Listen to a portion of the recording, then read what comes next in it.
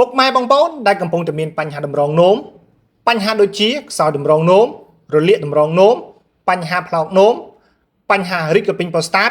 តាក់ទងជាមួយបញ្ហាឡើងកកក្បៅមានបញ្ហាគ្រោះពុកម៉ែបងប្អូនអស់បារម្ភទៅពុកម៉ែបងប្អូនដែលមិនសាកល្បងប្រើប្រាស់ជាមួយផលិតផលបបរាំងនេះបានដែលមានឈ្មោះថារាំងសង់តេរាំងសង់តេគឺជាផលិតផលផ្សំឡើងពីរុក្ខជាតិសុទ្ធ 100% តែម្ដងផលិតផលនេះគឺជំនាញក្នុងការដោះស្រាយតាក់ទងជាមួយបញ្ហាដូចជា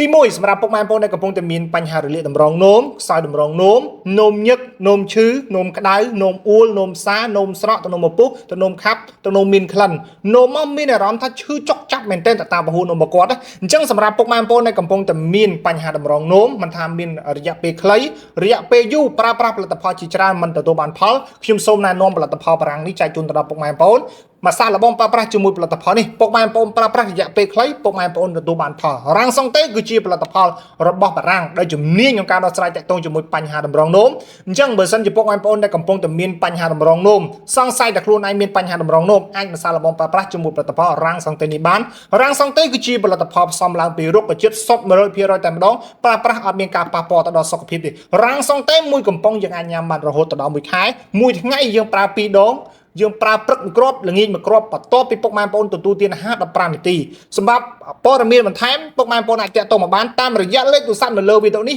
ឬមកក៏ពុកម៉ែបងប្អូនឆាតជពេក